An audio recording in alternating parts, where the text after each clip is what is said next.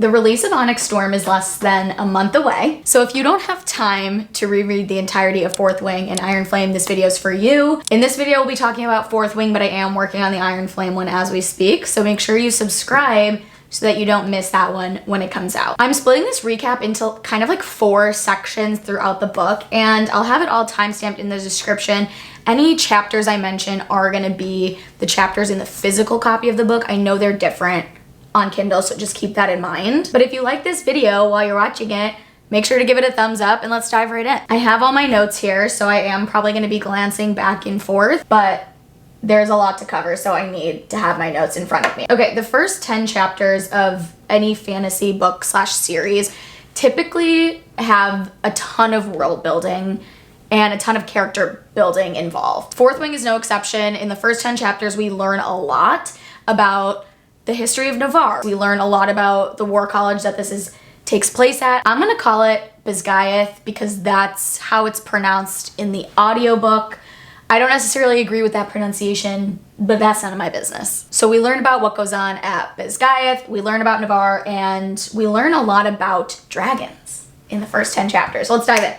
Okay. So the story opens at Bisgayeth War College, where our main character, Violet, is facing Conscription Day. Conscription Day is the day where 20-year-olds in Navarre who pass the entrance exam enter their 3-year college journey. I quote college because their college is just training for the military that they're gonna enlist in after they graduate. Anyone who fails the school entrance exam is automatically enlisted into the army, but if you pass the exam, you can choose one of 4 quadrants: healers, scribes, infantry, and riders. The exception to this rule are children of rebels who are required to join the riders quadrant because it is the most deadly. I'll talk more about the rebellion in a bit because it's obviously such a big plot point, so we'll get there. Violet was raised with the expectation that she would be joining the scribe quadrant. She's brilliant, and her father was a scribe, and she basically spent all of her time in the archives as a child training to be a scribe.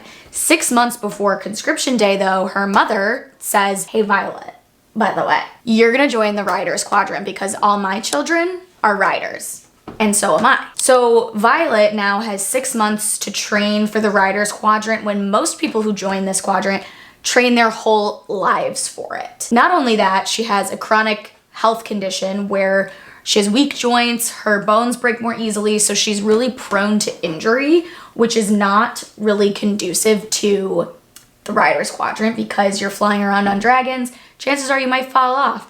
Hand-to-hand combat is also a little bit dangerous for somebody who has weak joints and very breakable bones. But if Lilith Sorrengail, a commanding general of your nation's army, says you're gonna do something, you're gonna do it. The first task to enter the Riders Quadrant is crossing the parapet, which is an 18-foot bridge 200 feet off the ground. Before you cross, you're considered a candidate, and once you successfully cross, you're considered a cadet. You're then sorted into different squads with the following hierarchy. There are 4 wings, 3 sections in each wing, and 3 squads within each section. Wing leaders and section leaders are elite 3rd-year riders. Squad leaders are typically also 3rd-year riders, but very, very exceptionally talented 2nd years can also be squad leaders. As we learn more about this school, we learn that all riders who are bonded to dragons can perform lesser magic. These are things like locking and unlocking doors, powering mage lights, amplifying speed and voices,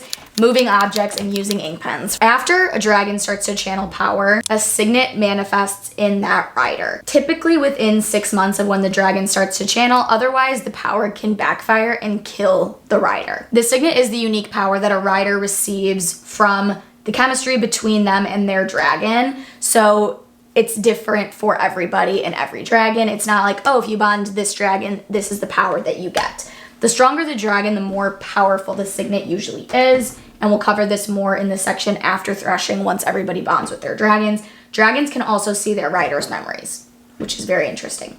I'm also going to do a quick teacher recap because I know it can be kind of hard to remember who's who. Professor Markham is a scribe, but he also teaches battle brief since all of the battles have scribes typically present to record the information and immediately send it back to Bisgayeth. Professor De Vera is the writer teacher of battle brief. Professor Amaterio teaches sparring. He's like our PE teacher. Professor Carr is Signet training, and Professor Kaori teaches all about dragon behavior. Now let's talk a little bit more about the rebellion, which kind of drives most of the plot in the first book. 5 years before the beginning of the story, Tyrrendor, which is the largest Navarian province, launched a rebellion to attempt succession. This ended in all of the rebels being executed in front of their children, like Ned Stark.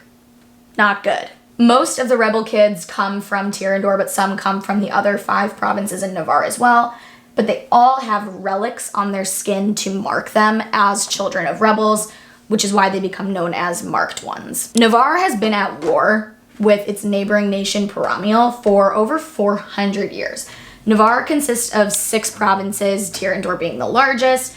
Paramiel has 3 provinces, and beyond Paramiel lie the Desert Barrens. Tyrrendor was the last province to join the Navarian alliance, and 627 years later, the first to attempt succession. So clearly, they're not like vibing with the Navarian unification. Navarre is ruled by King Tauri, who has several male heirs. His second son died in the Riders Quadrant, and notably, no Navarian king has ever been a rider. Now let's go over what we know about dragonkind, since dragons in this story are their own main characters. The color of the dragon is the species, and their tail is their breed. Blue dragons are known for their formidable size and are the most ruthless of the species. Sigale is a blue dagger tail, which is extremely rare.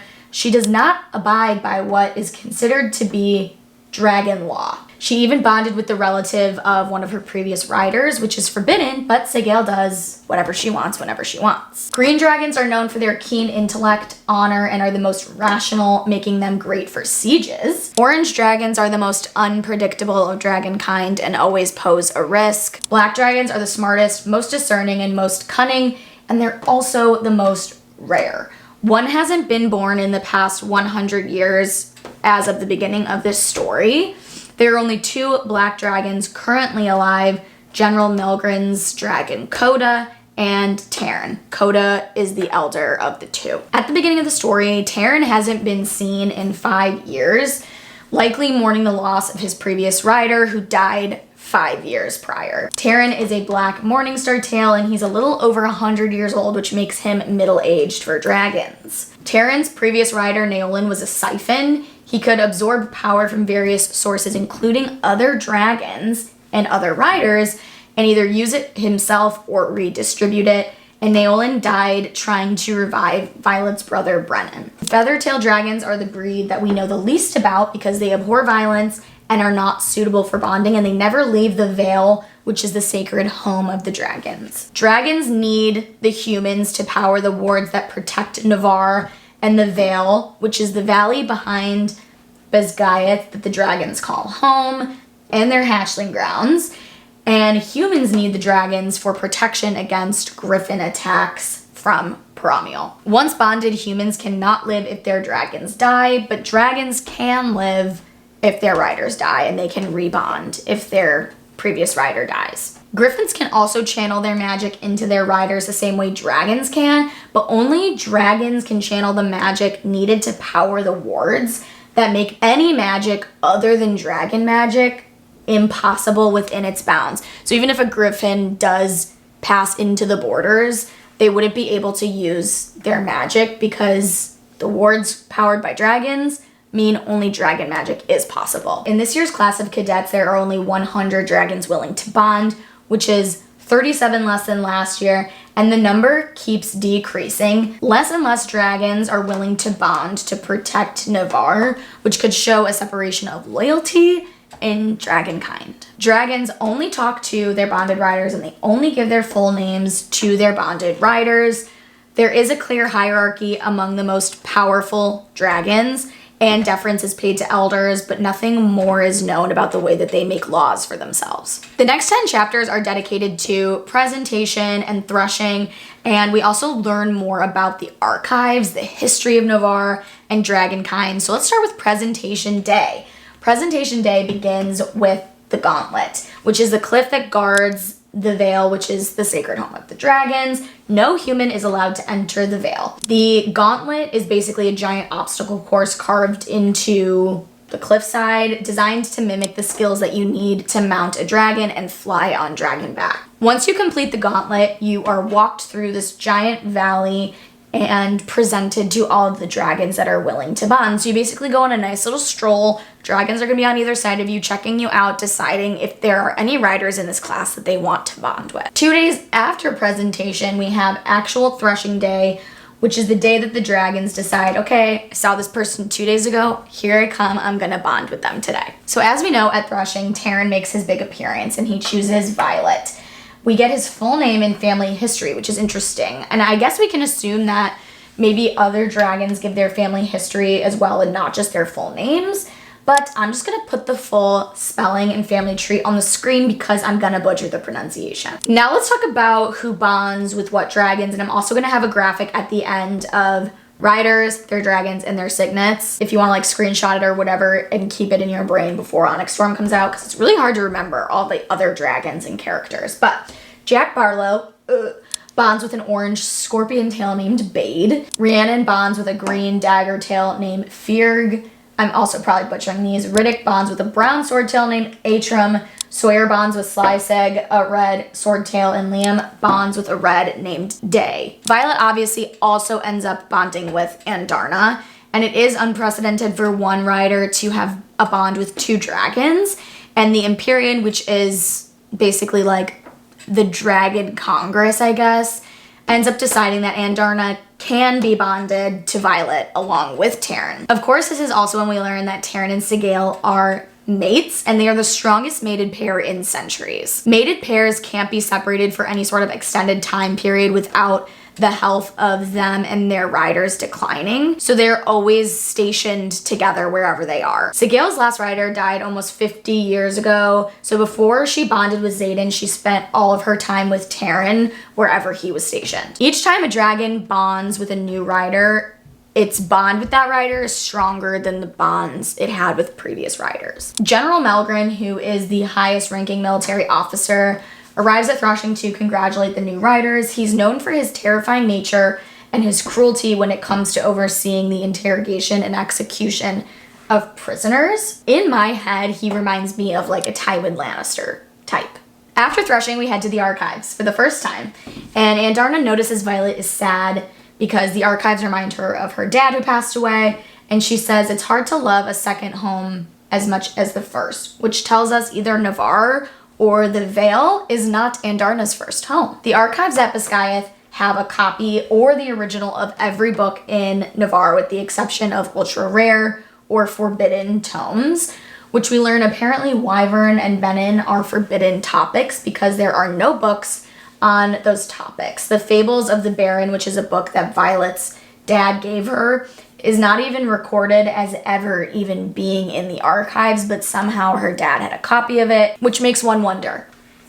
It sure does. In one of the history books in the archives, we find out kind of how Navarre became its own nation, and it was in response to a great war. Dragons claimed the western lands, griffins the central ones, abandoning the barons, and the memory of General Daramore, who nearly destroyed the continent with his army. Our allies sailed home, and we began a period of peace and prosperity as the provinces of Navarre united for the first time behind the safety of our wards under the protection of the first bonded riders. So this also tells us that there are like other continents across the sea that we don't know anything about yet, which is interesting. After the trip to the archives, we see Professor Carr kill a student who manifests an intrinsic signet, which is the first time that we learn that being intrinsic is a capital offense, and anyone who manifests this signet is executed. Keeping on our lovely murder train, a bunch of unbonded cadets try to kill Violet in her sleep, which is expressly forbidden, but Andarna freezes time so that Xaden can get to her in time to save her and kills all the people who broke into her room to attempt to murder her. Xaden and Violet go to Terran and Sigale to ask what happened and how Andarna was able to stop time, which is unheard of, obviously. Even in a world with dragons and mystical creatures, stopping time is not part of the plot. Andarna tells us that dragons are taught two things: that nature likes all things in balance, and not to bond until they're fully grown, which Andarna obviously does not abide by. Feathertails are dragon babies, and they can accidentally gift their powers to humans, which is what happened when Andarna stopped time. She was able to give her gift to Violet. Dragons can't channel powers, not really, until they're fully grown, but they're all born with a special gift. And the only way that Andarna was able to like physically give her gift to Violet is because she's still a Feathertail. So Violet can now technically stop time with Andarna's power, but she's so young that even using a little bit of her power is a big risk. Most Feathertail gifts also just disappear with maturity when they begin to actually channel powers into their rider. We find out that Andarna is 2 years old and she'll be fully grown in a year or two. We also learn that no one lets Andarna do anything, meaning she can do whatever she wants. We don't know why that is yet, but we know that she also doesn't really have to follow the rules that the other dragons put into place. Signet says, if I thought she'd actually bond, I would have objected harder to her right of benefaction. Benefaction means donation or gift, and we learn that Signet clearly has some sort of vote in this dragon rite of passage. She was against it, but ended up agreeing to it in the end. We get no more insight into what a rite of benefaction is, but if I had to guess, it's probably something like every dragon has to go through, some sort of dragon rite of passage, some sort of like dragon team vote that says that they are ready to bond with a rider. Andarna did go through it, even though she's a Feathertail. And even though Feathertails are not supposed to bond, the rest of the dragons did let Andarna go through this rite of benefaction in order to bond a rider. This is also where we learn that Andarna's parents died before she hatched, and she was raised by other dragon elders. Feathertails typically don't bond because their power is too unpredictable, the same way you wouldn't give a toddler a matchbook because you just don't know what they're going to do with it. Bonding too young allows them to give their gift directly to a rider, which means that riders could completely abuse this gift since they don't have to use their own magic to channel it, and it could potentially drain the dragon, kill the dragon, and then the rider would also die. So it's very, very risky. If other riders knew that they could have Feathertail gifts rather than depending on their own signets and their own magic, Feathertails would be hunted, which is why they're typically so fiercely protected by their elders. So our favorite group of 5 decide that they're going to keep this secret for Andarna so that she is not hunted. In the next 10 chapters, we start to see some more cracks in the Navarian facade and in their narrative of what they're actually using the wards to protect citizens from. We learn more about the rebellion at the start of chapter 21, that King Tauri's response to the rebellion was swift and cruel, and Tyrandor's capital city of Arisha was burned to the ground. Liam and Xaden were fostered at the same home after their parents were executed, but Liam's little sister Sloane was sent to a different home, which is horrible. There were 107 kids under the age of 20 whose parents were executed, who would go on to be forced to enter the Riders Quadrant.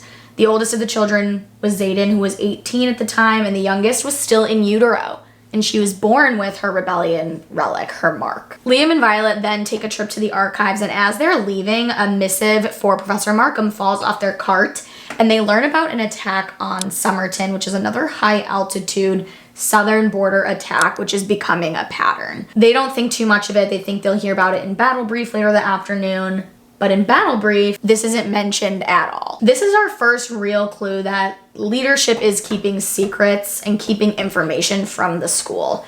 We also learn here that Fen Ryerson, Xaden's dad, was the one who shot an arrow through Brennan's chest, killing him. Now we finally learn more about what everybody's signets are. We learn that Mira's signet is creating wards around her and her squad. Brennan was a mender. Sawyer's signet is metallurgy. Riddick's is ice wielding, and Liam's is farsight. And we learn that Rhee's signet is summoning, which is very rare and hasn't been seen in over a century. This is also when Jack is allowed to challenge Violet on the mat, and Violet mentions for the first time a red rim around his eyes. Up until page 295, his gaze has always been described as icy blue. So this is the first time his eyes are mentioned as anything other than that. Jack does something on the mat that's like Cruciatus Curse vibes. He basically can like force terrible pain into people's bodies. We don't know if that's his signet or not, but it's something he does to Violet to try to kill her on the mat. A little while later, Violet runs into her mom and Colonel Atos,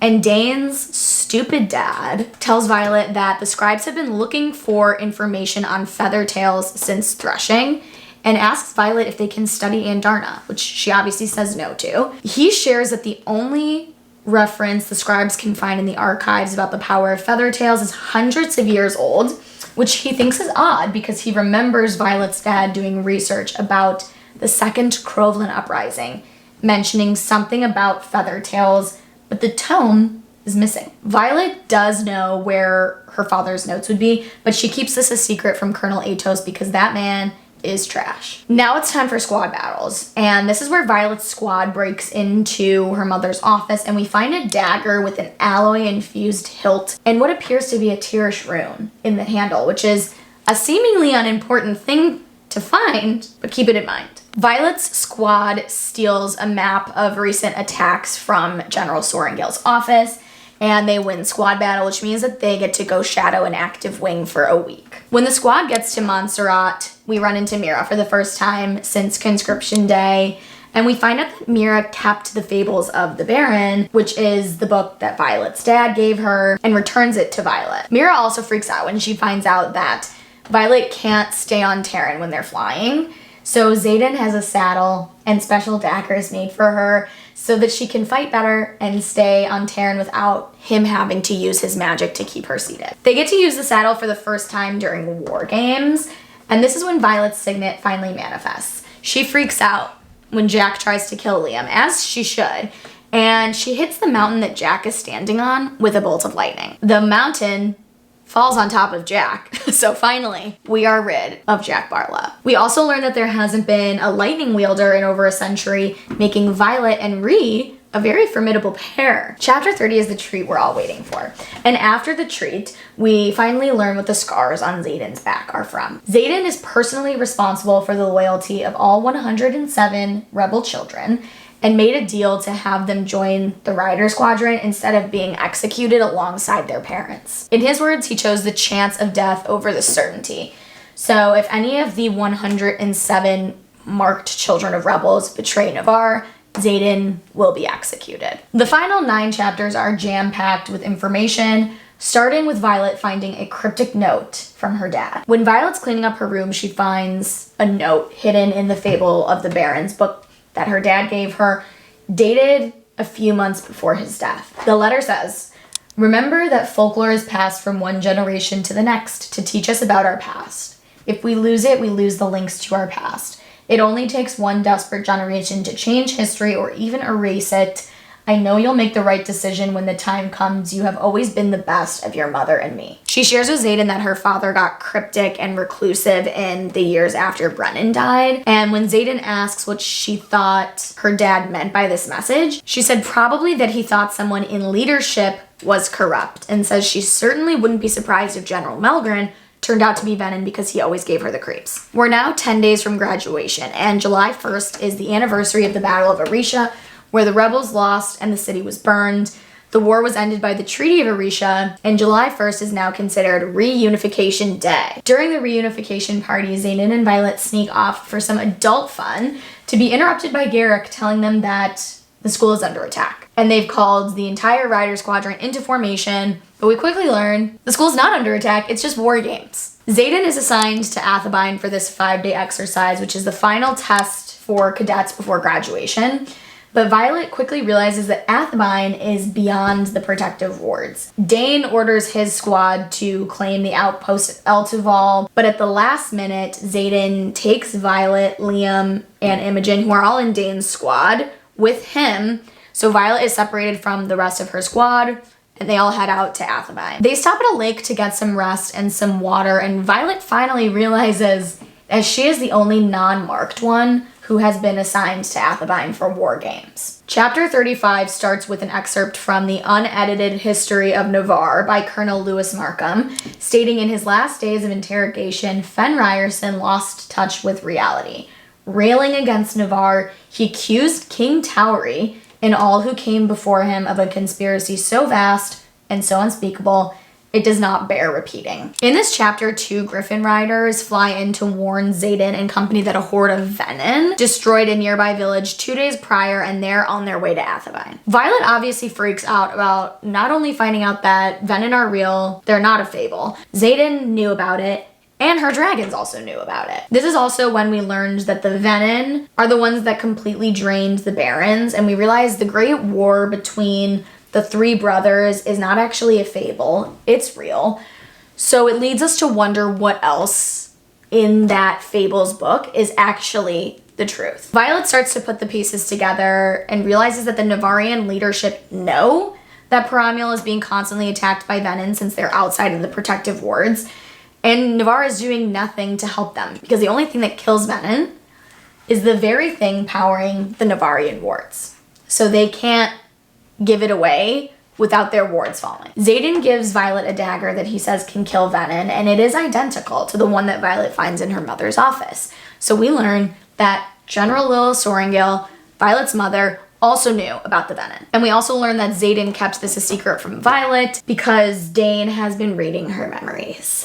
As Violet is sort of piecing everything together, the group arrives at Athebyne only to find it is completely deserted, which it shouldn't be just for war games since it's an active military outpost. It is one of the most strategic garrisons this military mans.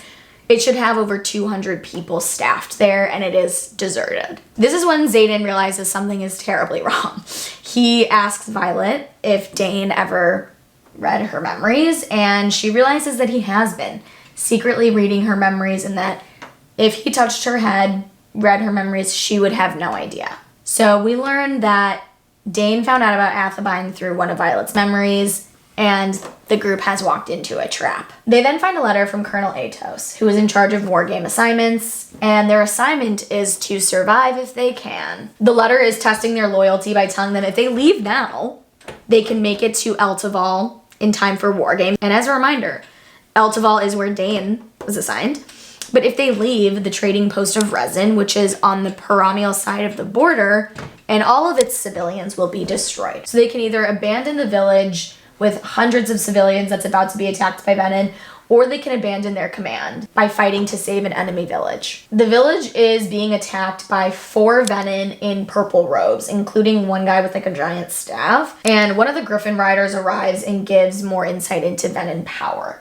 She said 4 Venin are tantamount to a death sentence. 2 of them, just 2 of them, brought down an entire city and 2 drifts of griffins just last month.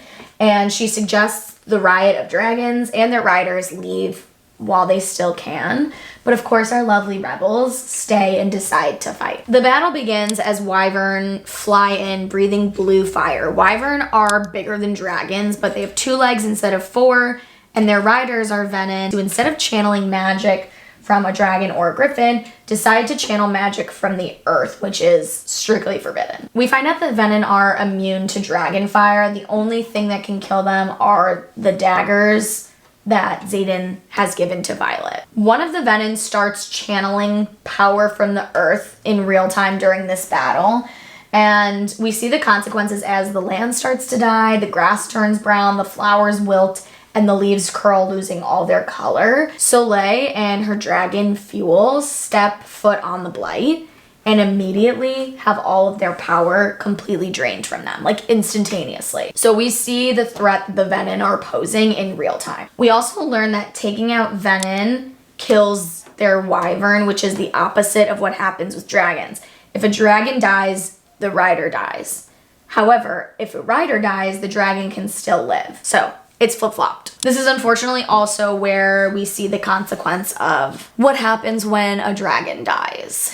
Even though their rider is completely fine and healthy and beautiful and the most wonderful bodyguard to ever exist. I've read this book 5 times now, and I think it actually gets worse every time I read it. I still cry every time. It's horrible. Liam did not deserve to die, and I hate everybody for that. Rest in peace, Liam. We love you. We love you. As the battle continues to rage, Violet is fighting this crazy Venin chick on the back of Terran, and she stabs Violet with a poisoned blade. Right before Violet kind of goes unconscious from the poison, she has Andarna stop time again so that she can direct the bolts of lightning to directly hit Venom, which she hasn't been able to do yet. She hasn't been able to learn how to aim. So she did use the stoppage of time to help kind of like aim her lightning and kill some more Venom before she completely loses consciousness. The final Venom retreats and we win the battle, right? Not exactly a win because we lost some dragons, we lost some riders, but we killed a lot of Venom, their wyvern, and we got one guy to retreat and get the hell out of there. In the final chapter, we get the biggest treat of them all. We get Xaden's point of view. Xaden takes Violet to his home in Orisha, which is being rebuilt after it was burned to the ground. Orisha still belongs to Xaden, even though all the traitor land was given to loyal Navarian nobles. No one wanted Orisha because it was completely burned to the ground and it would take so much effort to rebuild it. So nobody claimed it. So it's still Xaden's. Through Xaden's point of view, we also learn that the relative that Sigale was bonded to before him was actually his grandfather, who didn't make it through the quadrant, whatever that means, because it didn't say he dies. So we never know. Because it feels like Sigale wouldn't bond with somebody who wouldn't make it through the Riders Quadrant.